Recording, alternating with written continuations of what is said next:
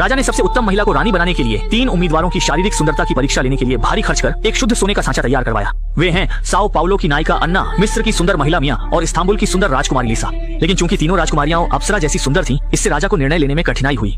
समाधान न पाकर उसने तीनों की परीक्षा लेने के लिए सांचा लाने का फैसला किया। सांचे का आकार सबसे उत्तम शरीर के अनुपात दर्शाता है। इतना ही नहीं, उसमें 108 घंटे भी लगे हुए थे। यदि परीक्षा के दौरान किसी ने घंटियां बजाई तो वह व्यक्ति निर्दयता से बाहर हो जाएगा।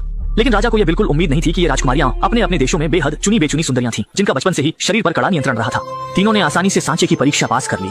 लेकिन रानी बनने के लिए केवल बाहरी सुंदरता पर्याप्त नहीं है, उसमें अद्वितीय बुद्धि भी होनी चाहिए। यह कहते हुए राजा ने दूसरी परीक्षा शुरू की। उसने प्रधानमंत्री से एक बेहद कठिन सवाल पूछने के लिए कहा। यह देखकर हैरानी हुई कि तीनों राजकुमारियां न केवल सुंदर थीं, बल्कि उनकी बुद्धि भी अद्वितीय थी।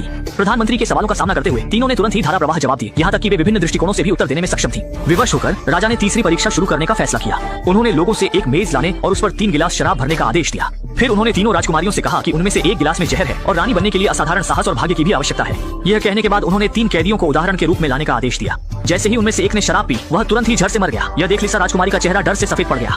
तीनों की प्रतिक्रिया देने से पहले ही राजा ने सिपाहियों को आदेश दिया कि वे उनकी आंखों पर काली पट्टी बांध दें। फिर 3 नए गिलास में शराब भरकर उनकी जगह आपस में बदल दें।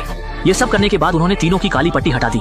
इस समय राजा ने कहा कि वह किसी को मजबूर नहीं करेगा और अभी भी प्रतियोगिता से बाहर निकलने का समय है। यह सुनते ही मिस्र की राजकुमारी ने तुरंत हार मान ली, क्योंकि वह एक रानी की जगह के लिए अपनी जान नहीं खोना चाहती थी। अब प्रतियोगी के रूप में केवल अन्ना और लिसा राजकुमारियां बची थीं। दोनों ने हार मानने से इनकार कर दिया और प्रतिस्पर्धा जारी रखने का निर्णय लिया। लिसा राजकुमारी ने खुद को अधिक साहसी साबित करने के लिए पहले कदम उठाया और मेज के पास आई। हालांकि वह ऊंची रानी बनना चाहती थी, लेकिन ऐसी स्थिति का सामना करते हुए वह भ्रमित हो गई। काफी सोच विचार के बाद उसने अन्ना राजकुमारी को पहले पीने का निर्णय लिया। हालांकि अन्ना ने बिना डर के गिलास उठाया और एक ही घूंट में पी लिया। ये देखकर कि अन्ना पर जहर का कोई असर नहीं हुआ, लिसा राजकुमारी तुरंत पछता गई। अब जीवन और मृत्यु का फैसला पल में था। शराब का गिलास उठाने के बाद भी उसने पीने का साहस नहीं किया और आखिरकार हार मान ली।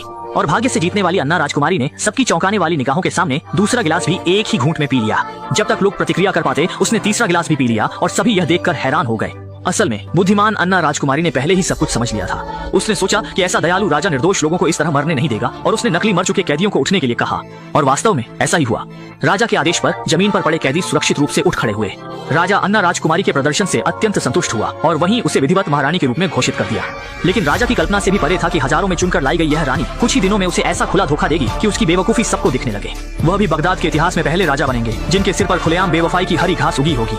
सुंदर रानी ने राजा को धोखा दिया, जिससे नाराज राजा ने उसे दासों को दे दिया। दरअसल अन्ना राजकुमारी का दल रास्ते में डाकुओं के हमले का शिकार हो गया था। डाकुओं के सरदार ने एक नजर में ही विदेशी सुंदरता वाली राजकुमारी को पसंद कर लिया और उसे अपहरण कर अपने किले की रानी बनाने का इरादा किया। अच्छी बात यह रही कि एक नौकरानी बच गई और उसे गश्त कर रहे नाइट कैप्टन निक ने पाया और उसे अन्ना राजकुमारी के अपहरण की खबर मिली। फिर उसने तुरंत नाइट दल को लेकर पीछा करना शुरू किया। लंबी यात्रा के बाद उन्होंने आखिरकार डाकुओं का निशान देखा। निक ने तुरंत सभी को हमले का आदेश दिया। डाकुओं ने विरोध करने की कोशिश की, लेकिन उनकी बिखरी हुई सेना कहां पेशेवर सैनिकों का